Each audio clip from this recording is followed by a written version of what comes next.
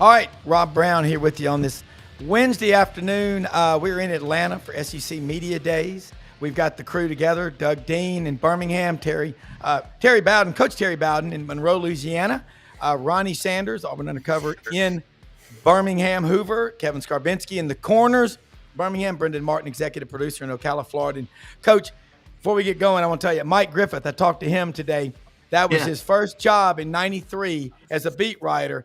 And he said, "You're going to talk to Terry Bowden?" I said, "Hell yeah, it's going to be funny." He goes, "Tell him I've never forgotten that play when Stan White went down and you had been preparing all your life for that first play, a 25-yarder over on the corner. Tommy Johnson from Niceville, Florida, defensive back for Bama, lined up against Frankie Sanders, Dillard High School, Fort Lauderdale. But he said to tell you hello, so welcome aboard and glad to have you back." Well, appreciate it. It's always nice to be back and see all these faces. Kevin, haven't seen you in a while. You look You look older like me, I guess. We were all kind of young and started for some degree getting started back then. Mike Griffith, of course, I guess he was up in Tennessee or where he was coming from. But those were some good days. No, that was a big play. You mentioned Frankie Sanders.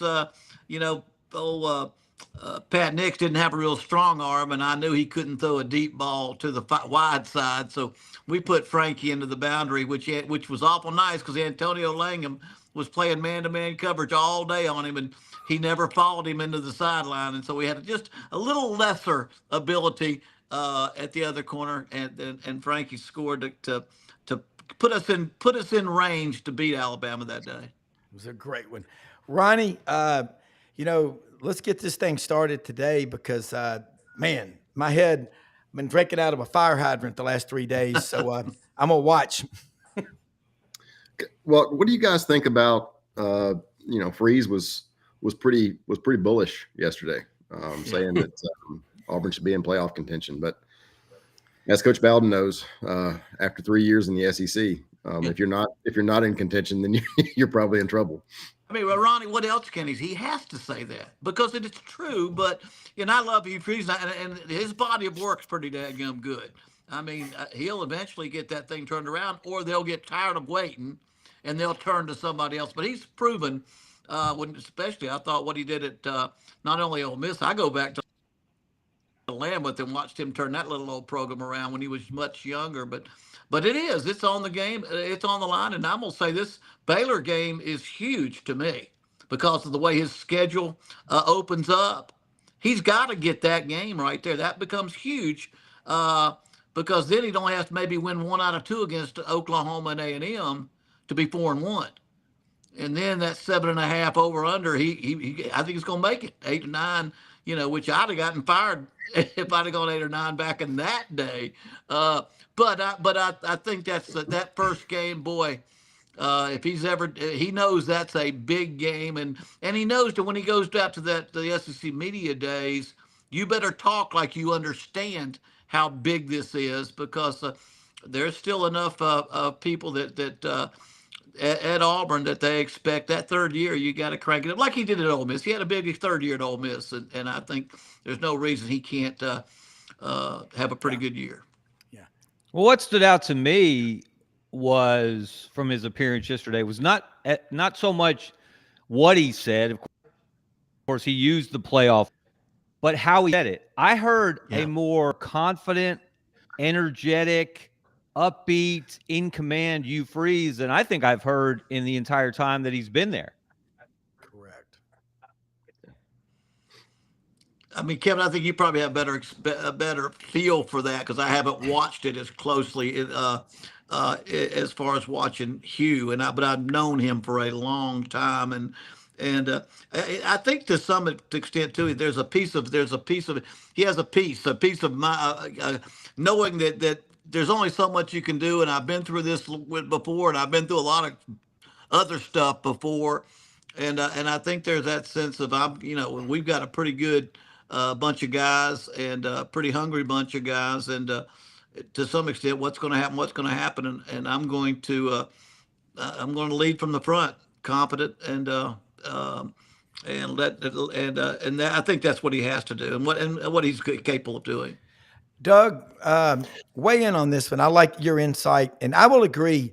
Hugh Freeze was more confident than I have ever seen him from day one. Not a single day even as close as what I saw yesterday. Doug.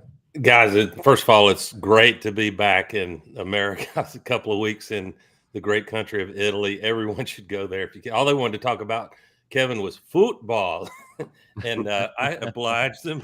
And it was a short conversation asking my knowledge of the great game of soccer, but I think I've whipped the jet lag, and just good to get. What are we, about 40 days or so to that Friday night, August 29th, Auburn Baylor game. I'm with. It's funny, y'all have seen these psychological tests. It's this impressionistic print, and the subject is asked, "What do you see in this picture?" And most of those, you can get 3 or 4 different answers. And I sort of observed that with some of the media. If you want to read into Hugh Freeze and overdo it in June through August, that he's playing golf a lot.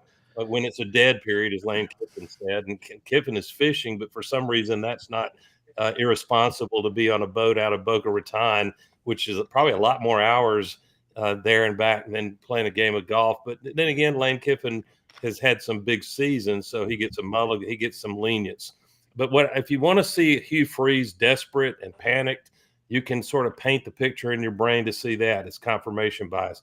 But I'm with Kevin. What I saw, probably through my orange and blue glasses a little bit, was Hugh Freeze understands that he feels frustrated, as does John Cohen, the AD, that Auburn as an institution has listened to their lawyers. They've made their own strategic call to try to comply with what the House settlement appears to require. And you saw roughly, to my ears, roughly half of the coaches sound like they were, a little more leaning more that, compliance direction as opposed to a more aggressive stand. And I'm not in a position to say which of those points of view are going to end up being right, because you start trying to predict the NCAA or this new Deloitte College Sports Commission.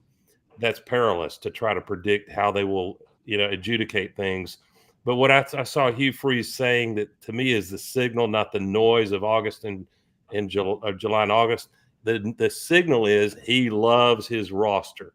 Now, I think if you inject sodium pentothal in Hugh's veins, truth serum, and ask him to say, well, how much do you love this roster? I think he would say something like, well, about 2 deep, and at some positions 3 deep, I think we can compete with anybody we play this year. Notice I didn't say we will win all those games, but this is the first time in a while that you can, with a straight face, say, if you follow football closely, it looks like Auburn can match up and be competitive in most, if not all, 12 of these regular season games, especially when you consider that Georgia and Alabama both come to Jordan-Hare. In Georgia, it's a night game, we now know, on October 11th. So I think Hugh's excited about this roster, and I'll just make a bold, not so bold prediction. If Hugh goes out and wins 8 or 9 games, and one of them is Georgia or Alabama, which I predict, I don't know which yet. I want to see them play, but the golf outings late afternoon during the dead period will be a cute and whimsical punchline. It won't be anything that's genuinely an indictment of Coach Freeze's performance. Coach, right? Yeah. I mean, Coach, one of the things that we had on the list, and I agree with what Doug said, importance of getting off to a great start, the culture in the locker room. I go back, you set that tone, I think it was August 15th of 93 when that damn NCAA decision came down. Mark Murphy, Mark Green, friends of mine were down at the practice field. The way you handled that set the tone. It was like, we can go backwards or we can go forward. Getting off to a great start at Baylor, that's a pretty damn good team. Football all over the country. Dave Aranda, he knows a thing or two about stopping an SEC offense. No, it's a big game, and they're a much better team than a lot of people understand, and they have been good of late. And it's big because of the way the schedule turns out, and what Auburn has got the chance to do. I always loved an opening game. And then I always look which team needs this the most to save their job, their career. To me, Auburn's got in the offseason, he had to get that staff together. What can we do that they will not prepare for? What can we do that they will not be ready for? How can we steal 7-10 points from doing something different? Because we have to find a way to win that game. We've got 2 games after that where we can get back to what we do, or we can get closer to some other things before we get to Oklahoma, which is going to be a toughie this year. But I think that's what they have. I'm almost positive in the offseason as his staff, and they've gotten together behind closed doors.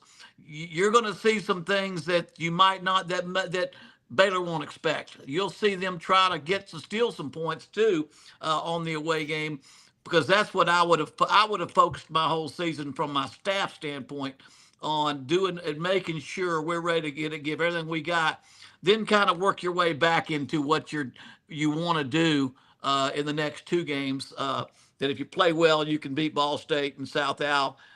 Play well and do that before you get to your to the next 2 away games, which will determine, if you won one of those 2 games, you're talking about being 4-1, and so that's vital. And so, but they have but the quarterback, they've got a quarterback that I think he believes in. And I really like this quarterback. I felt like at Oklahoma, their offensive system, their offensive play calling, they didn't give him a chance for a lot of success. I just think they did not have a good. Venables is a defensive coordinator. He depends on the offense. And I think the quarterback took a lot of blame there for things he couldn't control. Kind of like Nussmeier, when you can't run the football, he's one of the top quarterbacks in the country. But when they can't run the football, he's throwing a lot of second half interceptions because you're throwing in predictable situations. So I think so. I think it's going to be key that they keep themselves playing great defense. And I've really studied Auburn a little bit. They've got to create turnovers. They're not creating the turnovers they had to have to win close ball games. Turnovers are a little bit lucky. Causing turnovers is not. That's coaching. Falling on the ball and the way it rolls and the way it bounces is luck. So, but causing turnovers is not necessarily lucky. Having to, recovering turnovers is. But I think they have got to spend a lot. I would have spent a lot of time in the offseason trying. I think they had about 13 turnovers they created last year, which you've got to win the turnover battle in the big play battle if he's going to win those close ball games. And Baylor's going to be one that show them a little something different, create some turnovers, and find a way to win that football game. Ronnie? We talked about the importance of the Baylor game. I think having been on 3 different staffs that were fired, 2 in the middle of the season, getting that early game is really, really important because, what happened to us at Florida, Ron Zook used to refer to it as the noise in the system. We lost a couple of games early and then get beaten by a really, really bad Mississippi State team, and we get fired. Well, we barely lose to Georgia the next week after we get fired on Monday. And we went out, beat Florida State and Tallahassee for the first time in 20 years. And all those players went on to win, national championship. I think we signed every player on that roster. I'm sorry, every starter on Urban's first national championship team except one. So, he's got a lot of young players. They've all played a bunch of snaps. And so it's going to be, he should feel pretty good. He's got some experienced young guys. So, but I think winning the Baylor game is really, really key. I'm hope that at least 2 things once in a while can be true. I don't disagree one bit with what Coach Bowden said. I think most of y'all have said that I think you agree with the narrative that's pretty heavy right now that Auburn has been had this burden laid on them that the Baylor opener on a Friday night in Waco is a must win. Well, okay, I'll accept that that's true. But the only thing I would say, Coach, love your reaction. Head coaches have to have a plan for what if you do have stub your toe? What if it's one of those weird games where you get 2 targeting calls that are bogus and it you have a thunderstorm and just weird things happen on the road and you've got to come back. Luckily after that, Auburn has 2 what should be winnable games. I don't know if you can still say that in this age of parity, but I think I don't know. I'd be a little reluctant if I'm Coach Freeze to say too much to convey that it's a must win, because there's always against a quality opponent on the road, there's a possibility that you got to do what Gus Malzahn did in 2013. You go on the road and lose a tough one to LSU. No shame in that. And my brain told me, okay, this season's over. We'll lose at least a couple more. And all they did was go run the table regular season. So I think the way you handle that, make it important for sure, even though it's not an SEC game, but be careful saying if we lose the Baylor game, it's all over this year. It's the first game. Coach? Yeah, I mean, let me say this. What you say behind closed doors is a lot different than what you say publicly. You don't dare say everything's based on the outcome of this ball game. You don't want to put your total year based on that because crazy things happen.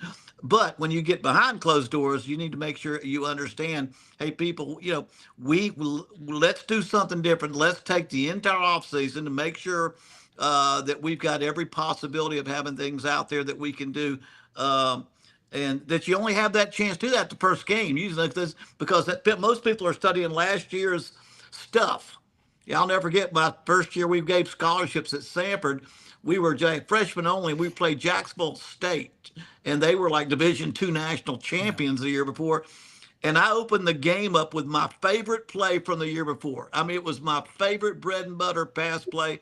They intercepted it for 80-yard touchdown, because they had done a great job of studying my tendencies and what I do. And I learned a good lesson there. Thank goodness I learned a lot of my lessons when nobody was watching at Salem and Sanford before I got to Auburn. But I think he's got do a good job of behind closed doors, making everyone on the staff understand. I mean, I want to go back to what y'all opened the conversation with. His demeanor in the SEC media days, that's the public appearance, a confidence, a sense of we got things in control. I've done this before, my body of work. You look at what he's done. I mean, Arkansas State Lamb. I mean, I watched Hugh and I kind of followed each other ever since I got back into coaching, and he's there. There's some confidence, I think, there in him, but also he understands what is said behind closed doors and what's said in an SEC media days, and how other people respond to that, how his players respond to that. Because was it 4 straight years of 4 straight losing seasons? You've got confidence now. I'm telling you, the confidence is a little bit fragile there now. When I say he's got to win that first one, your kids got to buy in. Nothing solves problems like winning. Nothing else is also. And he's probably got a little more fragile sense of confidence.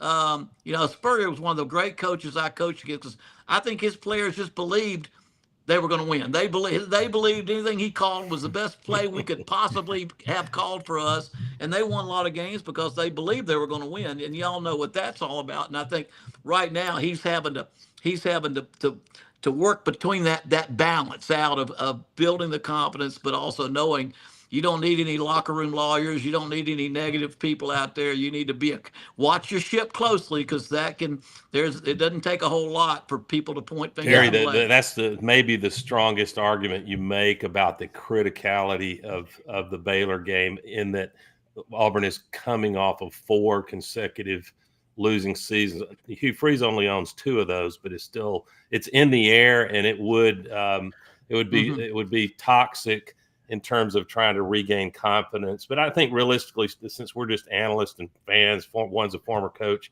to me, it's more critical that Auburn find a way, if they can, to come out of September 4-1, because that sets up an open date before Georgia, and the rest of the season after Georgia. If you can, got to make our picks. I'm not guaranteeing a single game until it happens, but the rest of Auburn's schedule looks more manageable than September. Kevin, your thoughts? Yeah. Well, I want to go back to the idea of confidence that Hugh Freeze exuded yesterday. And I think a big part of that is, at least publicly, Terry, to your point, he's sending the message that he fully believes in Jackson Arnold as his quarterback, that he can do the kind of things that Hugh Freeze needs a quarterback to do in his offense that have always been successful. And I'm fascinated to know, because obviously you were an offensive head coach, you were a play caller. How important was it for you to have the utmost confidence in your quarterback that they could execute what you needed them to do? And how important is that going to be for this Auburn team for you to regain some of that magic that he has had in the past as a play caller with Jackson Arnold under center? Well, I mean, there's no question that he's got to make sure that quarterback, because that quarterback went through some doubt. I mean, Oklahoma turned on him pretty daggum quick, and although he got the starting position back, remember he jumped in the portal too, and it never quite got him back. And I think Hugh is in a position now to have that great relationship with his quarterback, and that's one thing to me, and as a play caller, me and the quarterback had to be on the same page. He had to believe in me, and I had to believe in him. From my very first quarterback I ever signed in high school was Jimbo Fisher. He was my quarterback at a couple of different places. But even Pat Nix and Pat White, I mean Stan White, and some of those guys I had there. You have to have confidence in them, but they have to believe that you believe in them. And I think Hugh has always been a fantastic offensive coach now. Recruiting and offense, what I've always thought of Hugh. Now their defense was better than their offense last year, and I think that's going to be awful important that keeps them in close ball games. But the quarterback, you don't have a great year without a great quarterback anymore. And if like I said, at ULM, I was trying to figure out how to NIL it and how to portal transfer it at one of the lowest, smallest Division I teams, and all that just started. But I made my mind up. If we could all our money together, we're going to pay for a quarterback. We're going to pay for a quarterback, because if you have no money, nothing else, you better get you a winner there, because that's everything in football, from Little League all the way to the NFL, is having the right guy. Now, that's a pretty good quarterback they've got, and I do believe that what he has accomplished in his career is state championships in high school in Texas, and the confidence they had for him. I kind of think, be honest with you, in Oklahoma, I kind of think they deflected some of the negative publicity onto him to keep it off of other people and coaches, and so he took a lot of blame for that. But that's an important relationship. I've always felt that that's one you got to have, and if you're going to make sure that he can run the offense like you want to have it run. And I think he'll be pretty close to Let me throw offense. two things at you. One, Brent Venables, Oklahoma's coach today at Media Days, got up there and showed a little bit of compassion. He said, hey, you lose your offensive line, top 5 receivers, what's not to like? And he said, I think Jackson Arnold and Michael Hawkins are both going to have success. Absolutely. Something else I found out from listening a lot. You know who Jackson Arnold is working out with as his trainer for quarterbacking? Jeff Christensen. That's the guy who trains Patrick Mahomes. So he's getting some good tutelage. So, and I want to ask you, Coach, I can remember so many Bowdenisms when you were there. One of them was self-scouting. And I do that in business and in life. You would say, look, you start doing something over and over, you get stale real fast. You're not the typical football coach saying stuff like that. And as a play caller, like Mike Griffith talked about, your mind, how did you sleep? And because it was 3 or 4 plays ahead, kind of Tom Landry in his day, Steve Spurrier, your dad, like that. How did you sleep at night? Well, I didn't sleep much before games. I didn't think so. Back then I was young, and I don't think I ever went to sleep the night before the game, studying the film.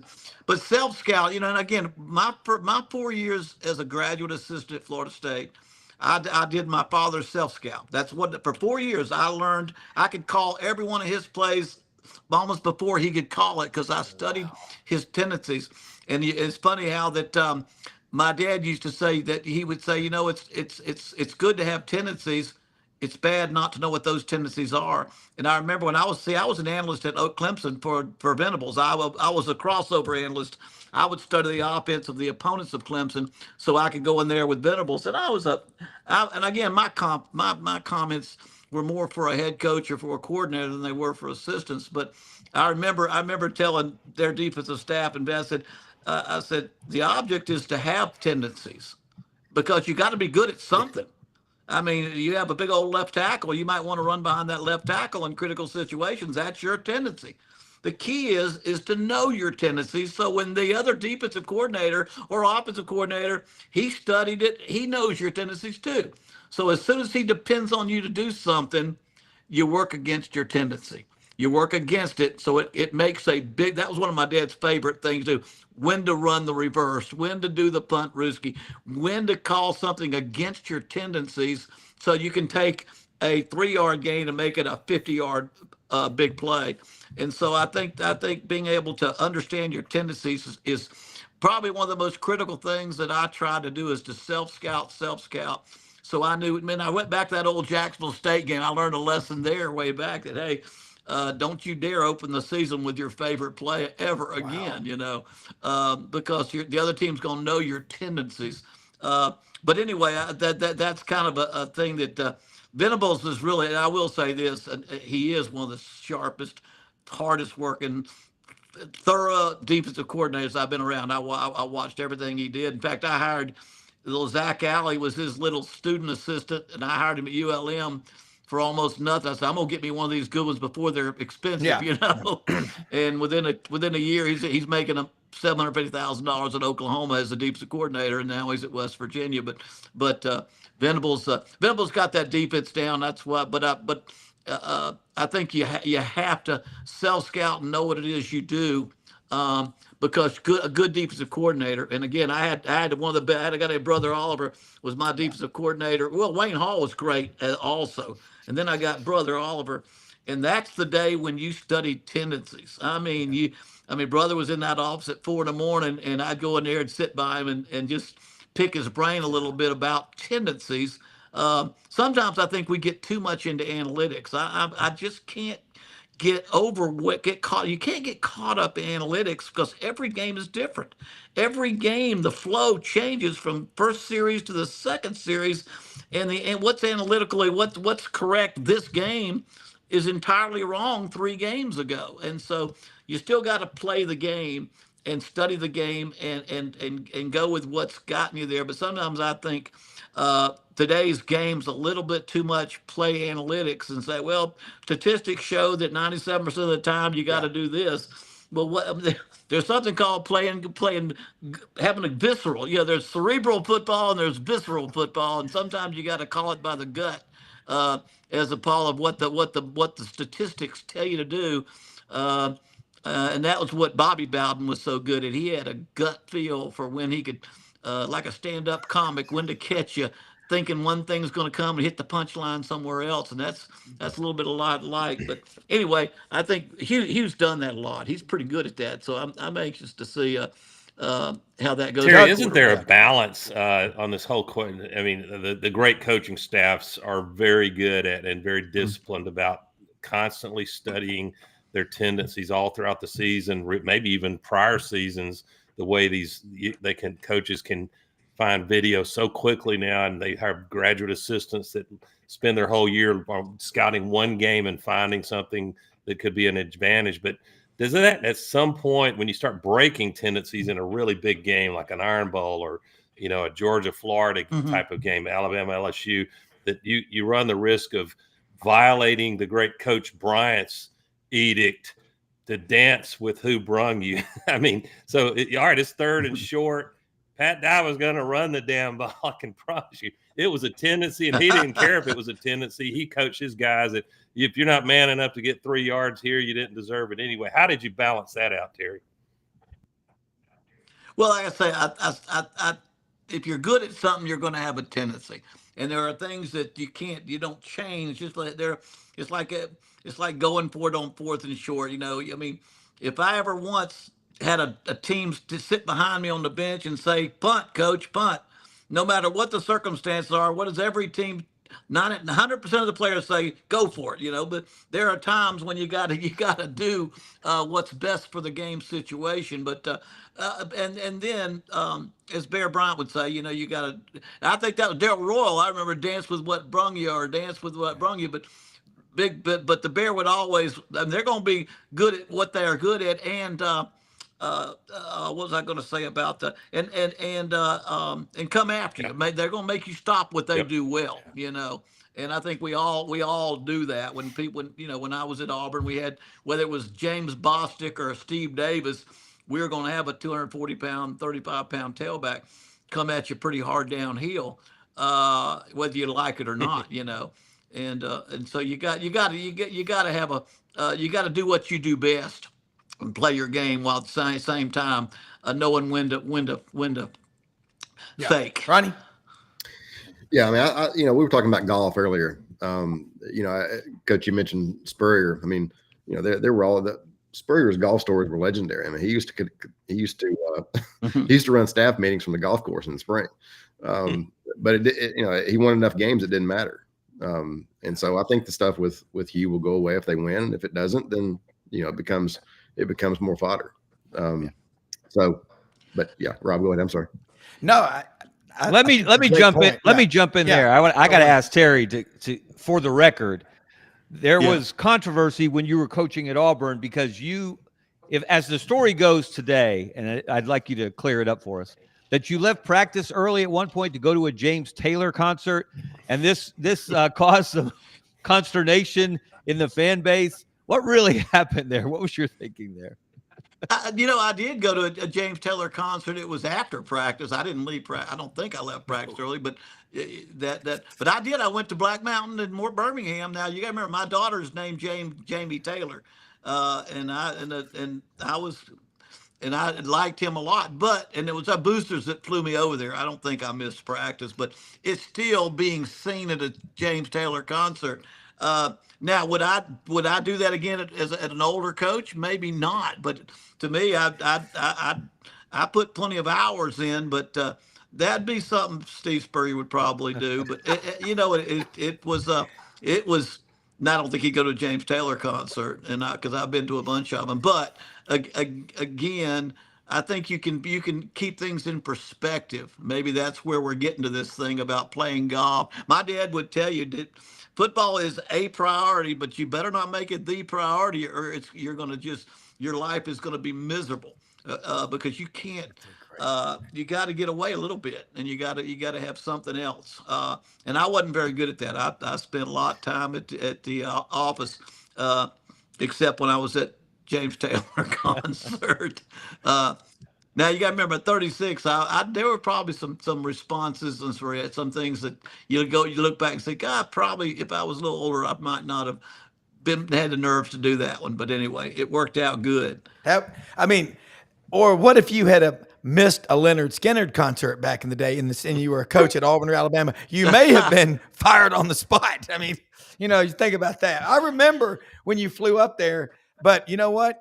My first wife used to say, you think, you get distracted and stuff when you're supposed to be working. You think if someone walked on the practice field and tried to ask Terry Bowden a question, he'd have the state troopers take him away in handcuffs. I mean, you were myopically focused on that game. So that I thought that was a cool description, man. I guarantee you it was not an Iron Bowl week, Terry. Yeah.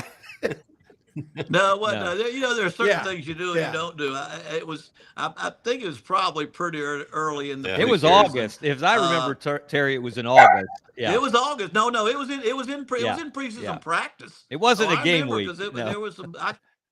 No, it wasn't game week, and I'm smart enough not to do that. But it did catch a lot. I mean, there's some point where no matter what you do, and I'll say this. Auburn and Alabama, there's a focus in the state that my dad, coaching 30 years, would never have been able to explain to me. How what everyone watches every little thing and wants to see every little thing you do. That's why I think Hugh Freeze at Ole Miss and his background, when he stands up at those SEC meetings, he understands every word is going to be scrutinized and got to be analyzed. And so he's thought about it a good bit, and I guarantee if I was in Houston Praise, I wouldn't be going to a James Taylor concert myself. I was just naive. I was young and naive, and thank goodness we followed up with about 20 I'm a straight wins. JT So fan too, so I probably was save the compassionate to you day. on that one, Terry. I get a quick story for you guys, a true story that Kevin probably remembers. That we all remember the very short tenure of one Mike Price at Alabama, and I was in Birmingham. He had just been hired. He showed up. I believe it was maybe late spring, early summer. He hadn't been, announced as the new head guy at Alabama for Doug, he didn't make it to early summer. He got fired in May. Yeah. Okay, well, I got my months off. Thank you, Kevin. Correction, Kevin. So let's call it spring, whatever month it was. My wife and I went to Bombay Cafe, which is no longer there, but it was on the Lakeview part of Birmingham. Nice establishment, good restaurant. And we strolled in. It may have been 6:30 p.m. And I was aghast because I know the nature of the Auburn, Alabama, the fishbowl that these coaches live in. Terry knows it. Terry lived it. And Price was sitting there with, I guess, a friend of his, a gentleman, and they were, putting back a couple of old fashions or whatever their preference was. And I said to myself, they're not doing anything wrong, much less illicit. But I said, I don't think Mike Price understands the nature of how you get watched and put under the microscope here. And I said, I'm not saying that he had an alcohol problem. That's up to somebody, him and his wife and whomever to figure that out. But it just struck, my instinct told me this guy better get rapidly up the learning curve about the public image side of being head coach at Alabama or Auburn. And it's probably not fair. And these coaches should be allowed to be human beings and live their social life a little bit within the guardrails. Well, it was, as Kevin hinted, it was not weeks later that the whole Arides club in Pensacola area blew up. And I don't know. I mean, I guess we all coaches can. Then Lane Kiffin has been on his own journey of peccadillos, and to hear him, was it just me, Kevin? You've covered all these coaches for so long. It felt like Kiffin is getting a little coach speak in his style when he's in front of the microphone. I don't think that's going to last very long, but he was very restrained. I thought I was looking for controversy from him and I got none. So, I think most of the coaches, they were entertaining enough to hear, but it was mostly coach speak, Kevin. Well, he did take a moment to take a shot indirectly at you, Freeze, and his golfing and fishing on that subject. But he actually got very personal talking about losing his dad. Yes. Yeah. I thought that was real. He was likable. And that's I think, and Terry was naturally this way, as was your dad, as your brothers have been as well. Just real. Mm-hmm. I think that's what the media, if I can speak for the media, and the media is a million different things and a million different people now. But I think that's what fans want. Just be real. Be who you are. Don't try to be something you're not. And Kalen DeBoer is not trying to be Nick Saban, for example. He's not up there cussing. He's not up there barking at people. He stumbled over an answer. He was asked today, did last year live up to the Bama standard? And the short answer to that question was no. And the long answer was hell no, next question. But that's not how Kalen DeBoer answered it. He tried to be reasonable and thoughtful and stumbled a little bit in answering it. But that's really what we want. Now, again, Terry, this is where we talk about confidence. Terry, and I'd have a distinct recollection of when you were first hired at Auburn. Now, we had a conversation. It may even have been after your introductory press conference that you had calculated that you were such a confident young coach. You had calculated how many wins you had to have per year for how many number of years to surpass Bear Bryant. Is my memory correct? 324, 323 was his record. Kevin, it's amazing that you remember that, but that's when you're young, and that kind of confidence or is kind of what drives you. But and again, I didn't say I would win more national championships than Bear Bryant. I could count. Nick didn't listen to that, but Bear Bryant had 323. And the day I got my first job at Salem, I was in Birmingham recruiting Banks High School when they still had football. and there was a paper there that said Bear Bryant passed. It was a funeral was that day, and so I got a call from the AD at Salem College, wanted to hire me as a head coach, and I was 26, and Bear Bryant was 69 when he passed away, and he had 300. So I said, if I could just win 8 times 8, I got to win 8, or I won't keep my job. I'll just win 8, not 10, but 8 a year. And coach, till I'm 69, I'll have 324 wins, and I'll be the winningest coach Wow. in college football. And that was my goal. And I'll be honest with you, when I left Auburn, I was about 40 games ahead at that point, or 30 games ahead of my pace. But that was just one of those things you do to get your taught the old write down your goals and all those championships. I said, no, I want to win more games. But you know what? I got 28 years in as a head coach. My dad got that. My dad, Joe Paterno, got that thing up so high. He never quit coaching. So the rules, the total number changed a lot since then. Yeah. Coach, one other thing too. I remember one time early in your career, your dad came to a game in Auburn, and he didn't sit up in the luxury boxes. He sat out. He goes, "I'm gonna sit out with the people," and he was so. When you would talk and tell stories about life at the dinner table as a kid in the Bowden family, drawing up plays on napkins and all. We call them gym rats in basketball. I don't know what you call it in football, but it was a lot of fun. Kevin is right about you were calculating, you were planning. Weren't you magna cum laude graduate from West Virginia? Got your law degree. That's just not the normal football coach. And we're down in the South. You were using terms like visceral. Hopefully, a lot of people. That's not a town south of Birmingham. It's a real word. But, well, you got. And I will say this: the coaches like my dad, Bear Bryant. Now we've got Nick Saban, and my dad recruited Nick in high school. Nick went to Monongah High School, about 30 miles outside of Morgantown. I actually went with my dad to a high school game where he was the quarterback, and my dad was probably recruiting the running back more than Nick, because Nick wasn't very tall.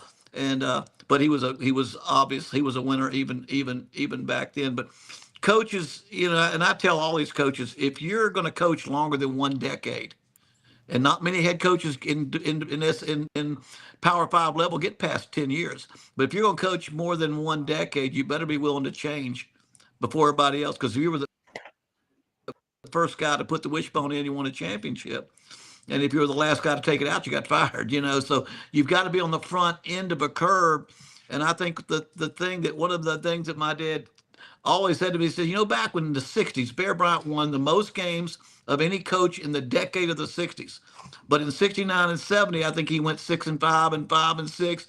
And he still won, I think, 3 national championships or 2 national championships, got the winningest decade in football. So what does he do? He goes out there and puts the wishbone in August. And he decides that even though he's the winningest coach and he's got 2 national championships, he better change and adapt if he's going to find a way to keep on winning. Of course, he opened up with Southern Cal and upset them that day, and he went on to win every game until the postseason that year. And then in the 70s, he won the most games in the 70s, running an entirely different offense, because he knew he had to change and adapt. He couldn't just depend on what he was doing. And if a lot of people might remember, when my dad was out there in the I formation, we were the I formation. That's the offense I ran at Auburn, because that's what I learned from Florida State. Toss, sweep, sprint, draw, tailback, great tailback, and play action pass. Well, right there, my dad was in the middle of that 14-year run of 10 or more wins in 1992 going into the 93 season. I can remember down at Panama City Beach, me and Tommy and Jeff, my dad sitting on in the wet sand, drawing plays in the sand. And my dad says, I'm going to do something different this year. I'm gonna run the 2-minute offense the entire game, every game. I'm not going to huddle. I'm going to go as fast as I can. I'm going to find me a quarterback that can play the shotgun, get me little bitty backs that can scoot and scatter and go all over the field.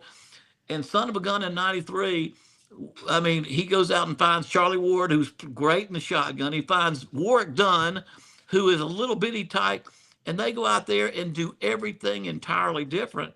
And he had more wins in the second half, and he won the national championship, even though we were undefeated at Auburn, by changing and adapting. And I think that's what a lot of the coaches that last those kind of years change and adapt. That's why I was always wondering if Dabo was so convinced that you don't ever have to jump in the portal. He may not, but I think somewhere along the line you got to change and adapt it a little bit. And I'll say this: I meant to say this when I came in the air. Auburn ought to lead the nation in NILs. I don't know, but to me, I mean, after I watched what Oregon did and what I watched what Ohio State did, Auburn's got a couple of big leaguers that they ought to just go out there and just say, okay, we're going to. And Ole Miss, I don't know why that if they aren't doing, and I don't know enough about the inside. I haven't studied it. But I guarantee you, if I'm Auburn, I'm gonna go out there and have me the best football players I can have, because NIL is the way to go that route. Oregon showed you could do it. Mississippi, Ole Miss said you could do it. Ohio State paid $20 million and won best because the best athletes still win. The bet 90% of the time, Bear Bryant would have told you that. My dad, he who has the best players wins almost all the time. And NIL is a total commitment. And I mean, I may not like the NIL, but go ask Lane Kiffin. You know, if you're Ole Miss and you don't have the prestige and the history and tradition and the stadium size of Alabama, then stick a bunch of money in front of a kid's face, and they won't even see all that other stuff. They won't even care about that other stuff. They'll come play for you. And I'm just saying that's the number one thing you better do in the SEC especially. You better have talent, because that's about as scary a conference as you can imagine, top to bottom, just from Vanderbilt all the way up. It's you better have football players, and the good ones have. Terry, as someone who coached in the SEC and knows it well, obviously there's a great debate going on right now, and it's tied into what the playoffs going to look like in the future. But this great debate: should the SEC stay at 8 conference games, or should they go to 9? Of course, the Big Ten wants them to go to 9, and then the Big Ten might give in to the SEC's idea of what the 16-team playoff might look like. You know what it's like to go through the league with the competition you face week in and week out. Would you be in favor, if you were still coaching, would you want to see 9, or would you prefer stay at 8?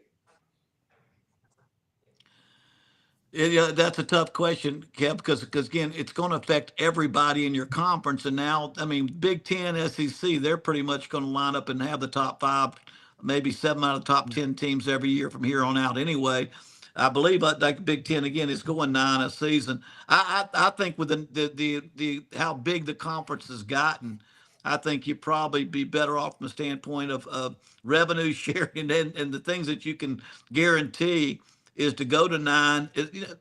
And again, I speak pretty good when I'm not having to coach it and go through it. It's easy to say. But again, I think you're not going to play. You're playing so few teams in the total conference. I would think as we've gone to a number of teams in the conference, I would say 9 would probably make more sense, especially what the Big Ten does in SC. If they probably ought to somewhere along the line kind of be on the same page, even if it meant one. I mean, we got Ohio State opening Texas. Texas, Ohio. I mean, those are kind of games that America loves. I mean, you got it. It's not fun necessarily, but those are the big ones that America loves to see. Clemson and come on, go LSU. Who is Clemson? That's Clemson. I mean, those are Alabama at Florida State. That first, yeah. I mean, those are big games. Those are kind of so. But that being said, I think y'all excuse my dog over there. I got 4 here with me, but I think 9 probably makes more sense. Doug, listen, guys, I want to put a place card on what is unavoidably a very complex issue, especially to my feeble brain. But I think we are in the midst of, and you can see it if you can stay focused and read about the House settlement and how the strategy of roster management is, to me, radically changing. And Ronnie well knows with his work at Auburn Undercover, following the obsession of your customers, Ronnie, about recruiting year to year. And we all remember that there were actual fans of every big school that would take the first Wednesday in February off work so they could follow the announcements of these kids. And gone are those days. But my point is, I don't think fans have caught up. Only a kind of a more engaged group of fans and even media have caught up with what's radically different now, and the paradigm has shifted massively. For example, if there is a salary cap, and you heard Lane Kiffin, Hugh Freeze, multiple coaches, even to my eyes, a few coaches that I think are not exactly following the letter of the House settlement, but still we're happy to say, I don't think we've gotten the salary cap figured out yet. But if there's a cap and there are restrictions that the Sports Commission will enforce, we'll have to wait and see how aggressively they enforce. Then here's what a reality is. Fans get so excited about having a top 5 signing class, which is almost all high school freshmen. Entering freshmen in college, high school graduates. Well, those high school seniors entering your program are borderline useless. They may be 5 stars, but you can't really rely on them for a couple of years, and it won't matter in 2 years because you're going to have to spend most 80% of your salary cap money. Help me here, Ronnie, in a second. You're going to have to spend a huge percentage of your salary cap money on retaining play. Look at Auburn's wide receiver room. Only 1 or 2 of them max are going to go pro. So Hugh Freeze is probably going to like all of them, and they're going to spend them almost all of their wide receiver roster money there. And so I think we're entering a world in which it's much, much more like the NFL, but not entirely. But it's a case of that fans need to get excited about retaining great players, even though they're not, making an announcement with 5 ball caps in front of them and all the goofy drama that goes with that. And I think you'll see more coaches, especially that are not named the last 5 national champions, those level of programs. You'll see them signing fewer high school graduates and relying much more on the portal, where you've got proven talent you got to worry about this coming year, not stacking 3 signing classes and hoping that 3 years from now you've got a great team, because those guys will be gone. They either won't be any good or somebody will pluck them away when you hit your salary cap. Right? Yeah, no, I agree completely. I think the other thing about paying the players that are on the roster and keeping those guys around helps you build your culture and keep those, keep the culture that you want. It keeps your locker room together. Coach, I got a question for you. Where's the toughest place to play in the Southeastern Conference?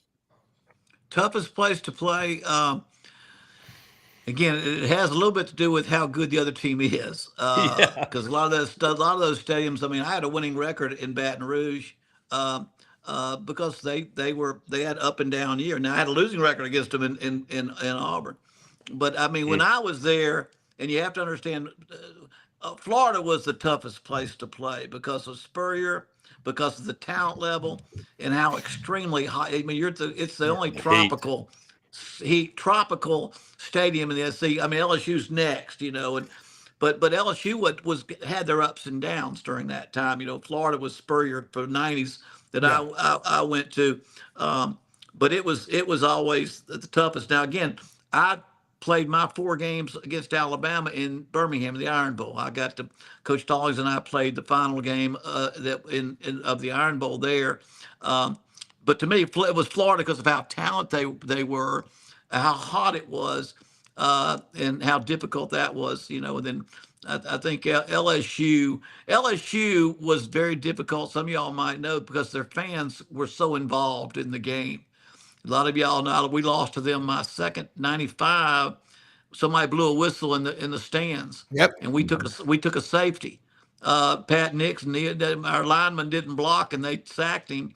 And I think we lost like 13-9 or something. But their fans are they're pretty juiced up by the time they get to a night game in LSU. And that one's probably is after Florida. I think those 2. Georgia was always like Auburn to me. Those 2 stadiums, they just seem so alike. And we didn't play Alabama in Tuscaloosa. I never played Tuscaloosa, so those are the time. And we didn't play Tennessee. I never played Tennessee in Tennessee. I broadcasted games in all those stadiums. But if y'all can remember Spurrier's great teams, and how much he used to irritate SEC. Back there it was run the damn ball. You got to run the damn ball. And he was laughing all the way to the SEC championship by throwing the ball over everybody's head. And because Yeah. he didn't care what you said, that wasn't how. And he dominated the conference in the '90s. Terry, I'm only about 3 decades late thanking you as an Auburn man for that 1997 Auburn LSU game. By far my favorite Auburn LSU game. And I was going into the stadium. There was a pretty good group of Auburn people that showed up for that game. And the crowd built up outside the stadium. And I knew I had an Auburn hat on. And this lovely brunette LSU co-ed came running up to me like we were long lost friends. And she said, "Auburn sucks." And I said, "Game on." The women are crazy as hell in Baton Rouge, but that was just, as you know, your God rest his soul, Coach Brother Oliver. He said if Takeo Spikes hadn't been playing in that game, Cecil would have run for 500 yards. Cecil Collins. If Takeo hadn't been playing a lot of games, we probably wouldn't have been in the SEC championship. That's how talented he was there. Although I'll never forget the 4 overtime game against Georgia. That was the first year they ever had overtime in college, and we got beaten the 4th overtime against Georgia in an incredible. I just got through talking to Matt Stinchcomb about that game. He was down at media days, and he goes, Auburn should have won that game. By the way, Matt's daughter is enrolling as a student at Auburn next month. How about that? That's terrible for Matt. Yeah, but Coach, by the way, you may be the only coach in Auburn's storied history to have never lost between the hedges. Oh, my goodness. In 93, we went up there, Coach. The statute of limitations have long since run out. We road tripped, 5 of us in a custom van that the Brady Bunch would have been proud to travel across the country in. And we were pretty liquored up. There were no tickets. They were being scalped for lots of money.